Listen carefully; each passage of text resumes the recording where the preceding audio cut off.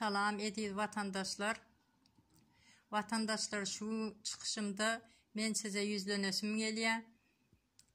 Təze Türkmenistan kuruldu. Gitmegimize de az kaldı. Kıynansak da doların yükselmegi bilen Polşa sözü ortaya çıktı. Bu Polşanı ayıralım bir tarafa. Öz vatanımıza, Təze Türkmenistanımıza gidelim. Öz vatanımızda işleyelim. Könesi olmadığın təzesi olmaz. Öz könü öyün barka, başka birinin təze öyünden sana peydası yok.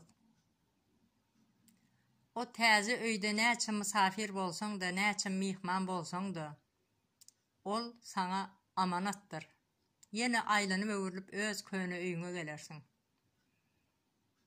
Diýmek islediğim, yine de aylanıp öwürüp gelecek yerimiz bizim Türkmenistan. Polşa'ya gidip näçe manada işleyeceksiniz? İşlersiniz, kazanarsınız, ol näçe wagta yetecek?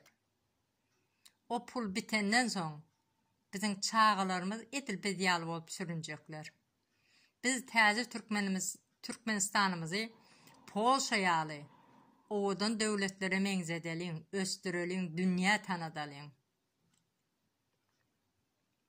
Atatürk'üm ansat kurmadı Türkiye'ni.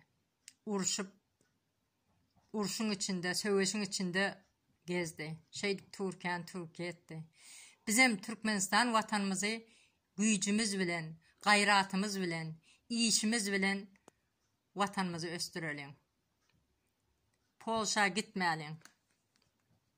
Türkmen halkım, size yalvarıyan, hayiş ediyen. Öz vatanımızda bir ışık yanan vaktında o ışığın önüne perde tutmalıyım. O ışığa taraf yörelim. Türkmenistan vatanımıza çizalım yolumuzu, o yolu da gidelim. Hemmemiz birlikte vatanımızı östürelim, tanıdalım. Hayiş sizden. Hoş, sağ olun.